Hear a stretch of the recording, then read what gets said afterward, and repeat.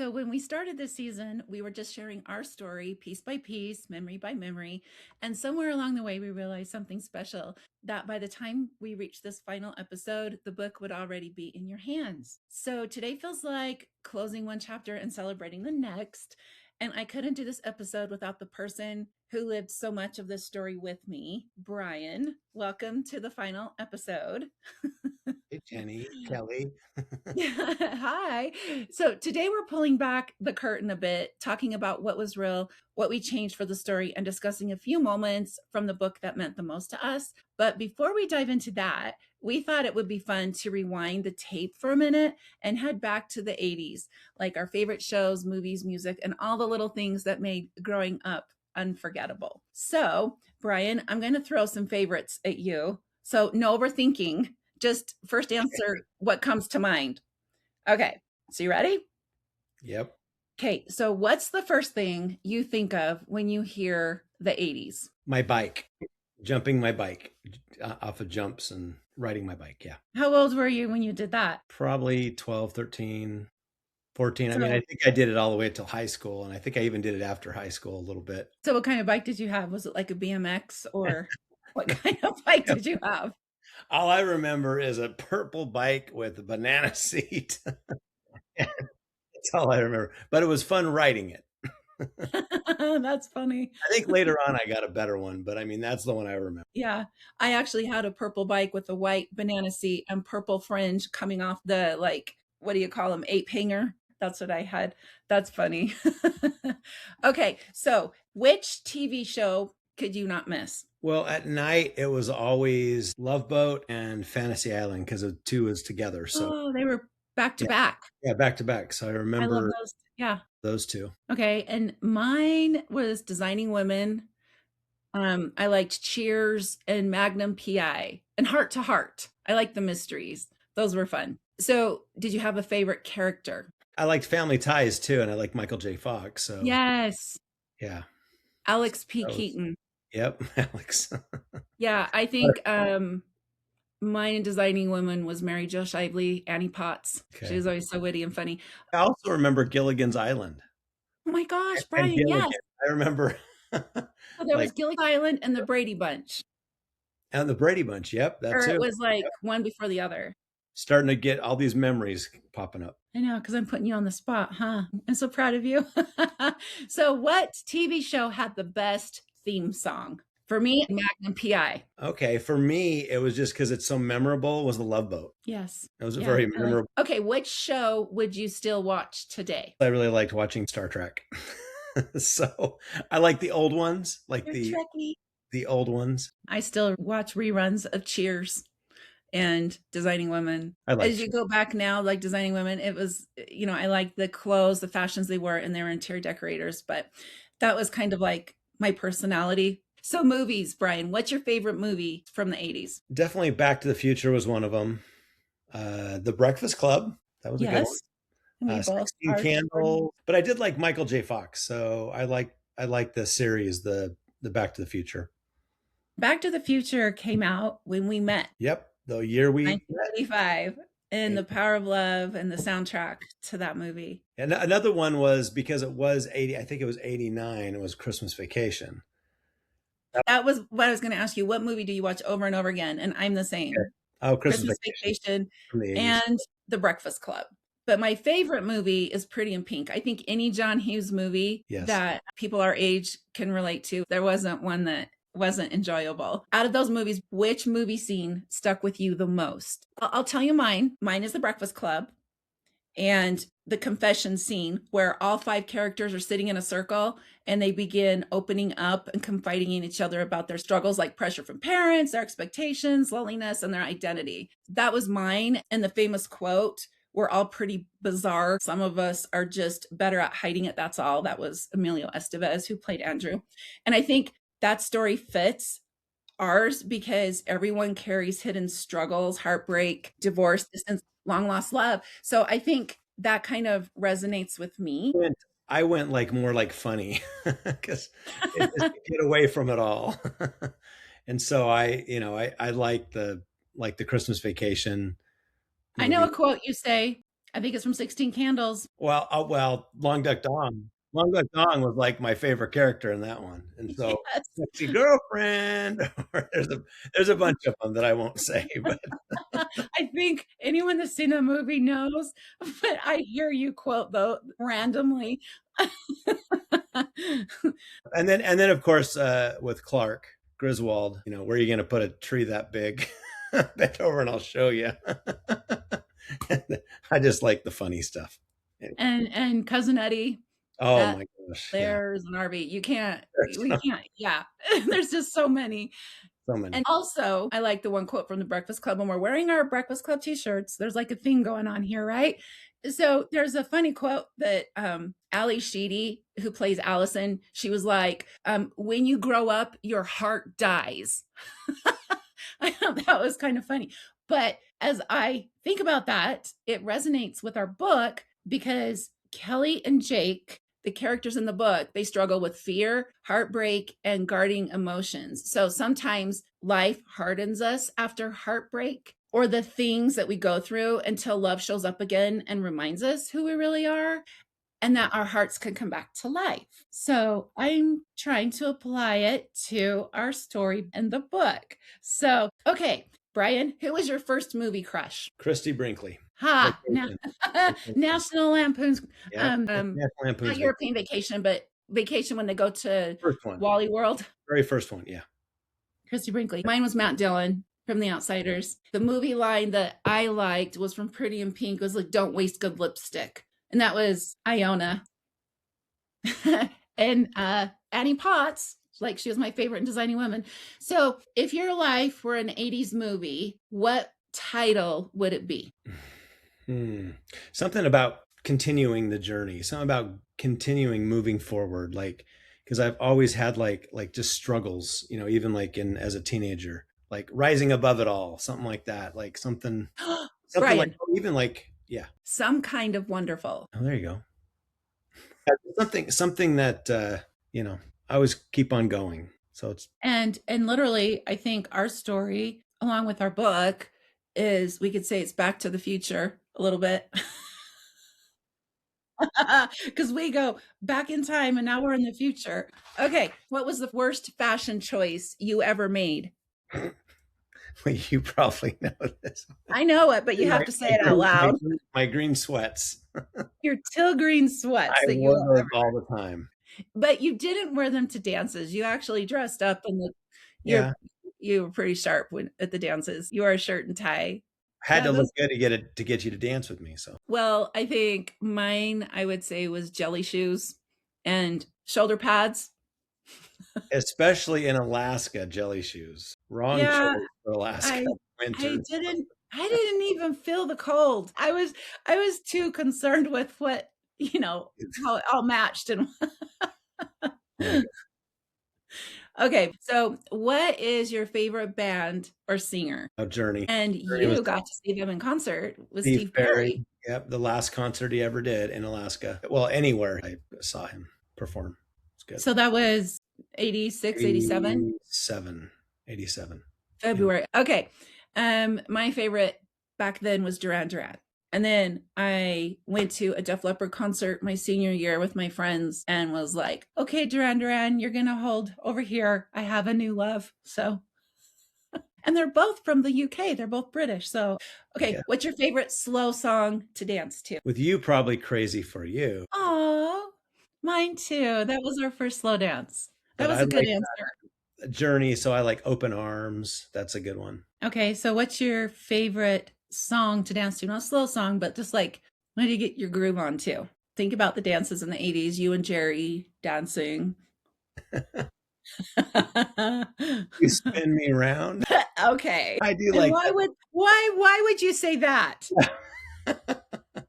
There was somebody that I apparently danced with that That did like song. that song. Dead or Alive, yes. Dead or Alive. A lot of the Dead or Alive songs. I like the ones with keyboards. Like a lot of keyboards. Synthesizer. Synthesizer, yes. Yeah. Yeah, Definitely. Like I don't think that Cars there's and Depeche Mode and anything with a lot of keyboards. I don't think that there was any bad music in the 80s to not have a good time dancing to. I do remember another Madonna song, Into the Groove. Into the I Groove. remember dancing to that song with you. And maybe that's why I think it's my favorite, because you were my favorite dance partner.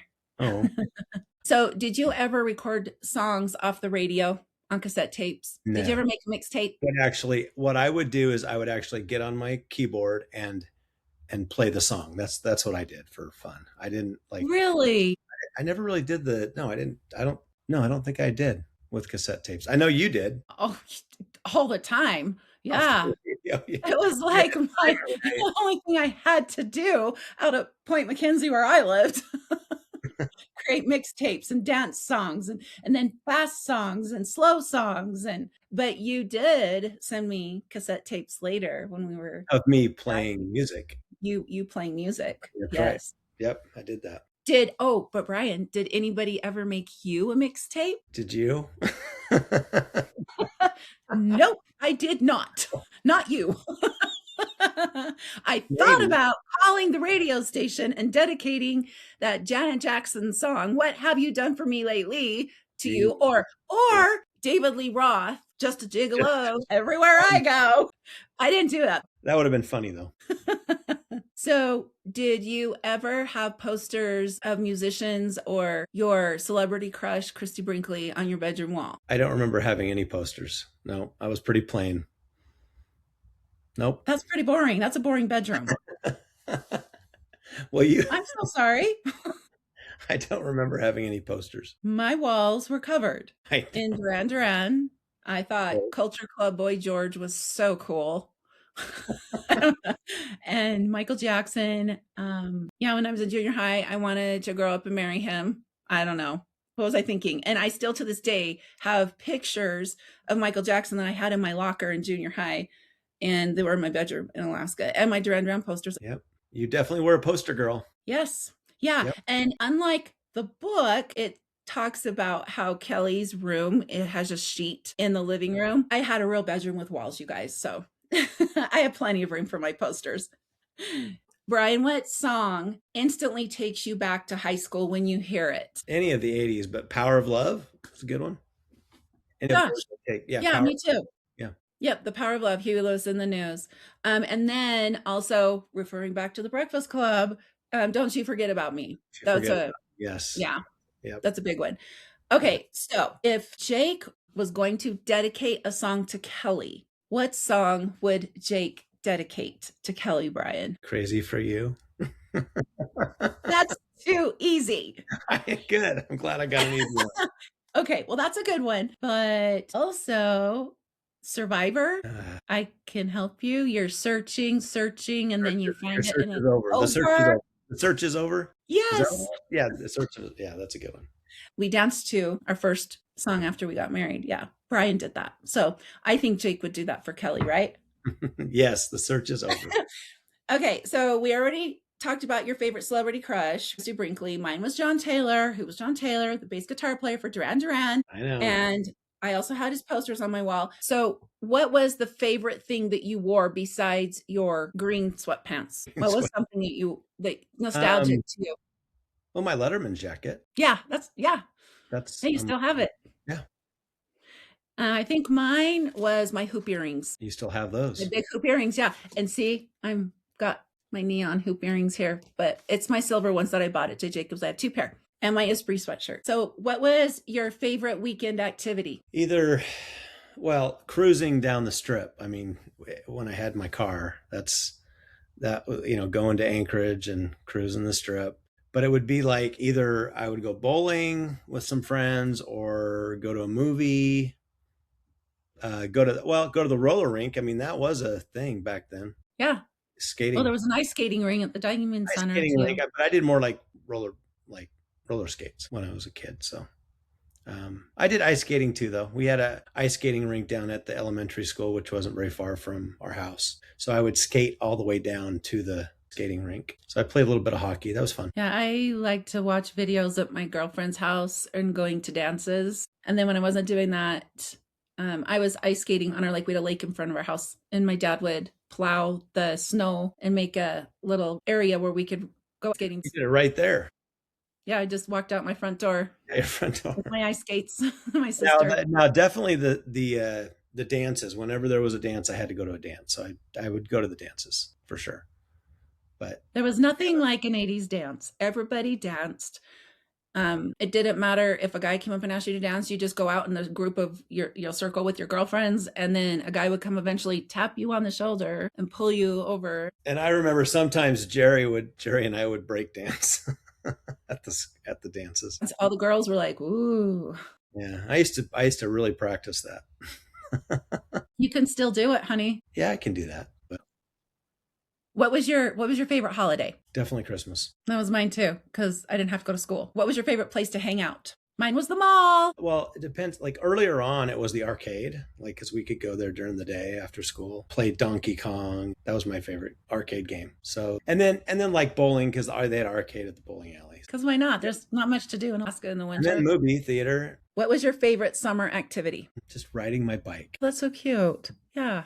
Especially on those long Alaskan summer And, nights. and the trails they had. So I remember going from my house down all the way down to I think it was Cars or Safeway, and it was all the way down. Well, it seemed like a long ways then, but I'd ride my bike all the way down on the trails and then all the way back up. I remember one of my summer activities was staying out on Big Lake with my friend Teresa, her dad's boat. Mm. And it was just she and I. And that was really fun. At the late nights, being outside, we had a 3-wheeler riding around, just being outside. I think we had a 4-wheeler. I remember taking that on some of the trails and stuff. So that was kind of fun. Also going to Homer during the summer, some of the summer months. I would go Yeah, down. you fishing on the fishing boat, right? Mhm. Worked at my dad's store down there. That was fun. Just going somewhere different. Yeah, Homer's beautiful. And then you guys had a fishing boat and it sank, right? Yes, it did. It finally sunk. So I'm going to ask some rapid fire questions and then I'll answer two before we get into the book. We just wanted to do some 80s revival. Bryan, you ready? Okay. Mall or movie theater? Movie theater. Mall. Roller rink or arcade? That's tough. Either one. So I'm going to say roller rink, but I like arcades too. Roller rink. Bike rides or cruising in your car? When I got a car, it was cruising in my car. Okay, so that's Well, yeah, for sure. I agree. Yeah. MTV or radio? Definitely radio. I know you Definitely MTV. Are you kidding me? Okay, cassette or vinyl? Cassette. Cassette, yes. Because the records would get scratched and they would get stuck. Yeah. That was so annoying. Okay, power ballad or dance anthem? Power ballad. Yes, I agree. Big hair or leather jacket? Leather jacket. Big hair. I know. Okay. Who wins an 80s dance off? Jake or Kelly? You do. Unless Kelly. we're breakdancing. Unless we're breakdancing. Okay, summer or fall? Fall. Summer. Beach or mountains? Beach. Beach. Sweet or salty? Both. I'm sweet. I like sweet though. Yeah, pretty much. Stay in or go out? Go out. It depends. I would say probably stay in. Early bird or night owl? Definitely night owl. Night owl. Who was more dramatic in high school? You. Explain. I'm just kidding. You're I think making you didn't give me an opportunity to. Oh, that's true. We were both explain. making up stories. I know. We were both. We did. We were both probably equally. Probably I'm going to get you back. I'm going to get you back. Yeah. Okay. So now that we've revisited the 80s, there's a quote in the book. It's in chapter 1, and is how Kelly felt when she thought she saw Jake for the first time in over 3 decades. How I felt when Bryan called me for the first time on my cell phone and Bryan Jollinger came across my screen, and I had been waiting for that call, Bryan, since 1989. Okay, so the quote is, "My heart lurched so fast, it left the rest of me behind." And that's probably an accurate description. So Bryan obviously is Jake and Jennie is Kelly in the book. So Bryan, from your perspective, what was a favorite moment in the book? When Jake takes you to Vegas. Oh, okay. For 'Cause I what was like, purpose? Well, It wasn't to go gamble. no, wasn't. No, to go to a concert because that actually happened. Yeah, he did surprise me. That was authentic to our story. What was the hardest moment for you to read? There was two of them. One was before I met you again, like all the stuff I was going through when I'm reading it or listening to it. Because that's real in the book. It That's gives real. the Yeah, real that's raw real. emotion Yeah. of And heartbreak and then having to explain to the kids. because they didn't ask for divorce. So that was the hard that, and then my mom dying. I mean, because that was real too. So like some of the parts in there talks about my mom. Yeah, that kind of all happened to you all at the same time. You got hit by a Mack truck, didn't you? Pretty much. Is there an experience that you resonate with Jake and what you might see in yourself? Where Jake is like with his kids and he starts dancing and they get embarrassed. Like that's a real thing. I'm not a great dancer. I don't think so. I just like embarrassing my kids. But I think that was real. I can't remember the line though that he said something about. He said something to the kids, and they're like, "Dad, you know." Oh, okay. I think I know what you're talking about. It's trending or something. Yeah, something. And they're like, don't say Yeah, that word. don't say trending. We don't say And trending. I know that Jake, his kids are texting him and he's known as Rad Dad. Is there any part of the book that you want to talk about? Well, like what happened, what actually happened versus what's in the book. Sure. Starting off with Jake in the big house and with all the kids. My kids, most of them were grown. I have two still at home. So I didn't have all the kids together. And I definitely wasn't in the big house. I was in an apartment. So that kind of it gives you a different picture there. And my apartment, and Jennie will attest to it, didn't have any posters on the wall, didn't have any pictures, had nothing. She said, this is like an insane asylum. It kind of was. And You literally drove away with the clothes on your back, and that's I all literally did. I didn't you had. do anything. That Yeah. nothing. Yep. You literally had to start over again. True. So yes, that was different. Regarding Kelly, a favorite scene that I have was the memory of riding in Bryan or Jake's car, listening to music with the sunroof open and my bare feet on the dash. And also towards the end of the book, how Jake finds Kelly in Sedona. He actually came after her this time. He didn't let her go. And I did come after you. And I'm so grateful. One of the hardest scenes for me to relive was the disconnected call and the desperation, feeling like he's going to think I did this on purpose and I'm playing games because he finally came to Salt Lake to see me again, like times in the past where he came to Wasilla to see me and I was with another guy. Yep. And so I'm like, he's going to think I did this on purpose. And the desperation of running downtown, trying to look for him and trying to find him, and I couldn't find him. It was so frustrating and there was no way to communicate. So those feelings were just like, oh, it was like anxiety because I relived that. So there's a quote that I connect with Kelly in the book. The quote is, I'd let fear write my story instead of hope. And I know that there's times in life that happens to everyone because of betrayal or consequences from other people's actions. It's like, you got to still cling on to hope. So I resonated with that one. Another part in the book that's rooted in like real emotion was a quote that she told Jake when he came to find her, that essentially, you broke my heart, Jake, long before my ex-husband's did, but in much smaller and sharper pieces. I've never loved anyone the way I loved you. So that felt real. Well, you know what's interesting is when you said that you're waiting for that call for 32 years. You know, you're waiting for that phone call. I was waiting for you to pick up. Touche. Yep, I didn't pick up. So what in the book is pure fiction? My job, I'm a paralegal. I'm not an attorney. I didn't go to law school. If I had not met and married Bryan, that's the route I would have went. We wanted to make it sound more dramatic that Kelly's trying to make partner because it's an ethical situation for a client to be involved with their attorney. So that is fiction. On mine, I am a health coach, but I am not a smoothie owner, even though that sounds intriguing, a smoothie shop owner. That was one of them. I play the piano. I don't play the guitar. I mean, I dabbled with a little bit, but that's how I write. I do write music and I play the piano. I didn't have all the kids at the house. I do have 7. We got married in Arizona, but we didn't get married in Sedona. Right. Most of the book is very spot on. It's like 80%, I would say. Oh my, So Ben's mom, which would be Jerry's mom, she lived up in Alaska and she did pass away oh, before my mom did, but they were really good friends. So there's that piece. and we didn't go to the same school. Nope, we went. We went to rival high schools. Yeah, We and lived I in think that's an hour and a half apart. and that's also where a lot of the miscommunication came about because we didn't have texting back then, emails. We didn't have all that stuff. We didn't have a way to get a hold of somebody except for dialing up the phone and, hoping somebody was at the actual phone at home. And one of the parents didn't answer. And somebody didn't answer, then it's like, oh, okay. And then also, Debbie and Jerry live in Alaska.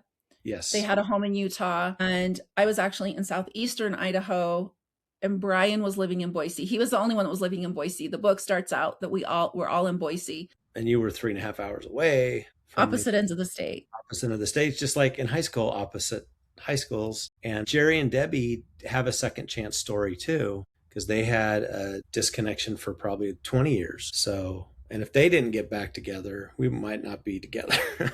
I say them meddling, going back and forth, talking to Jennie, and then Jerry talking to me, and Jerry saying, "Hey, you talk to him now. I don't want to talk to him anymore." He wanted to go hunting. I think in the book it was just hiking, right? Yeah. He was trying to get his moves and he couldn't concentrate. No, because I was Bryan calling him nonstop. I was a mess. I was a mess. That part was very true. There was a scene that we thought about cutting out, but we decided to leave it in because it was how I felt. It was the scene about burn, baby, burn. Oh. And I did have a Ford Escort GT black, and it did not drive off the Mackenzie Bluff. My mind, the way that I laid Bryan Drollinger to rest all those years ago was he drove off a cliff and died. So there were a couple people who were like, that's kind of like dark. And it's like, well, that's how I dealt with it. And then years later, he got resurrected. So I thought it was kind of funny. I thought actually liked that part of the book. So, and then part of the book that brought up some emotions was Sedona, like I said before, how everything came together. It's interesting how Bryan and I met in Alaska, and he was born in Alaska and I was born in Arizona, and we reconnected all the way from a meeting in Alaska to Arizona. It's all that in between stuff. Yeah. In the book that you've got to check out and read. Is there any part of the book that really put you like in a place of like, wow, this is really cool when you were listening to the voice actors read it? Anything that sparked emotion in you? A lot of emotion. You mean like the most emotional part of it? Like about your mom and how we wove her into the story to make her a part of it. Yeah, that's pretty emotional. Yeah, not being at our wedding. She died couple weeks before the wedding, so that is real. We had a dedication to her. We played Elvis songs, I think, is what we did at our wedding. Like there's a part in the beginning of the book, and then you don't know until you get to the end how it connects. I thought that was that's pretty spiritual. That was pretty cool how Trisha did that. That was and she honestly didn't even know until after I read a PDF file. I was reading through it. I'm like, so I texted her and she was like, I don't know. I just thought about it. I'm like, no, you didn't just think about it. You were inspired. She was, because my mom has a special place for this whole thing. And we even named the publishing company after her, CLC Publishing. I actually wrote a song for my mom. It's Love. Sang it at her funeral, and then wrote a song for Jennie and actually sang that for my wedding vows. But my mom's song is special, and we actually have it as the intro and the outro of the podcast. Bryan was very creative, and it's a beautiful song. It plays on the radio station in our valley. And I was like, can we make this a little more 80s, like with synthesizers? And he was all over it. So they perfected it. Kind of 80s, like, and what's interesting about that is Michael, who's at the studio and has helped out with that and other songs, his dad owned a studio in Salt Lake. Yeah. I went to the morning I was supposed to meet up with Jennie that afternoon for lunch. I was at a studio, and his dad was the engineer and did all that for the songs that I had written on my mission that I had done up at the studio to go shop. So now Michael, his son, is doing a lot of art. Isn't that bizarre? That's so crazy. That's another one of those like Like, wow. God winks. That was when my phone was disconnected that day and I went down to the studio I thought Bryan was at, and he was I was 3 about blocks 3 blocks further west. away. I was trying to find him at the wrong building because I just remembered from the conversation the night before, he told me the general area he was going to be. And so I immediately went downtown and I was at the wrong studio. And we just found this out like 3 months ago on a little paper that Bryan found with letters that I wrote to him. Well, that's another thing. Address. Well, I had the address. I said, "Is this the studio that your dad had, or whatever?" And he goes, "Yeah, that's the ad. That's where my dad worked." So we're like, what the heck? And with that address was my address, 349 First Avenue, Salt Lake City, Utah, and my phone number. So we just discovered this. So For where there was no connection. yeah, it wasn't my fault. My roommate didn't pay the phone bill. I had no idea that Crazy. that morning it was going to be disconnected. It was so sad. So, what part of the book that we were like, Bryan, are we going to really put this in the book or should we not? How about the photo shoot? Yeah, we. Yeah, and then I think Trisha was like, "No, we got to put this in the book. This has got to be in there." Yeah, the photo shoot really happened, A photo but it shoot was a did different, happen. Yep. it was kind of a different kind, and Amy wasn't there, but No. it was funny. The other part of that is that I did see you before the fair. She did come to the fair to my booth, but before that, the night before, I saw her briefly at a restaurant, and she was dressed up. Glammed out. She had a lot of makeup on, and I was like, "Wow!" And she warned me. I did. Bryan's very persistent. I didn't have time between the photo shoot to go home. I will have to say, the next night when you came to the booth at the fair, so much better. Thank you. I warned you.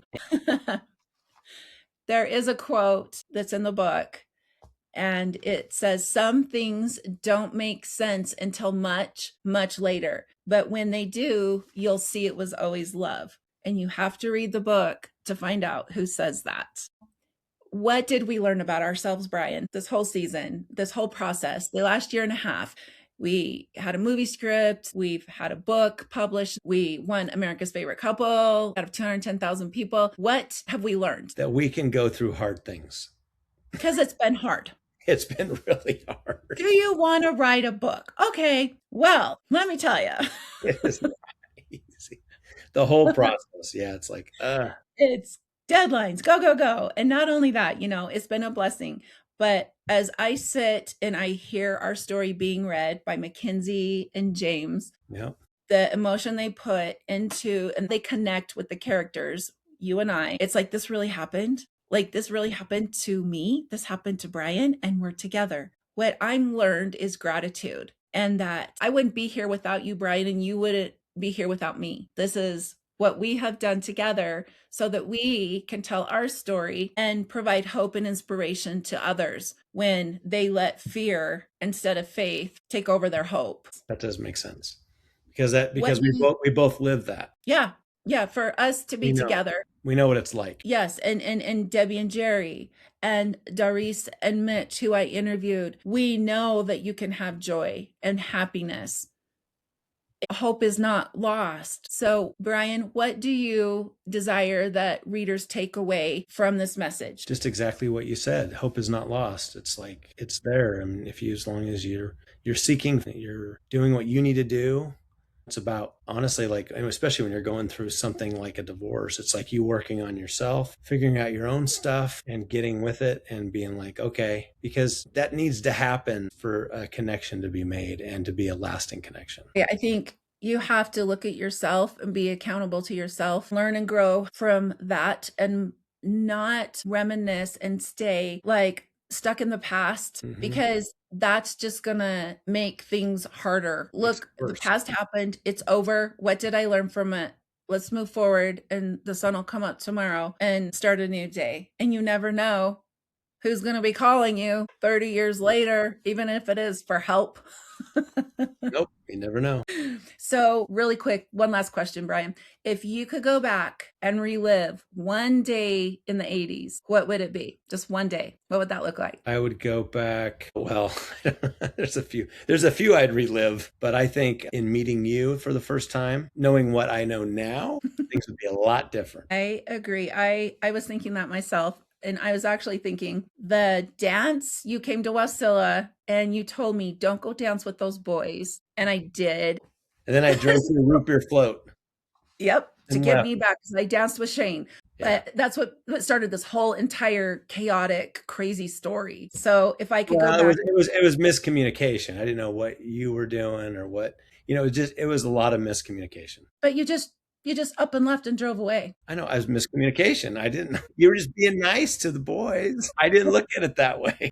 I know, I know. So I was just a kid. if we could do it all over again, we would, but we can't. So we move forward and we're just grateful for what we have now. So I just want to say, as chapter 36 in the book ends with this quote, the world dissolved into black, but love as sure as the stars, as certain as breath, sang on. So thank you, Bryan, for being here, Thank you, Jenny, letting for me having interview me. you. He's actually in Florida at his daughter's, and I'm at home in Wyoming. Otherwise, we would try doing this together, but this is the way it happened. So I just want to say thanks, Bryan, Thanks, Jenny, and thanks for all your for support. having me on. And Yeah, thanks for he's all the you best. do. You're doing awesome. Oh, I well, love thanks for listening to cheering you. me on and pushing me out of my comfort zone. So, as we wrap this season, I keep thinking about how many kinds of love stories there really are. Some are lost and found, and some begin again after divorce. Some grow quietly after grief, and some surprise you when you least expect it. This story is for anyone still holding on to hope, for anyone rebuilding, for anyone believing that there may be another chapter waiting. As sure as the stars, second chances are still possible. The book is available now on Amazon. And if you have your own story of love returning, of life after loss, of hope rediscovered, I'd love to hear it. Come share it with me at secondchanceonlove.com. We're just getting started.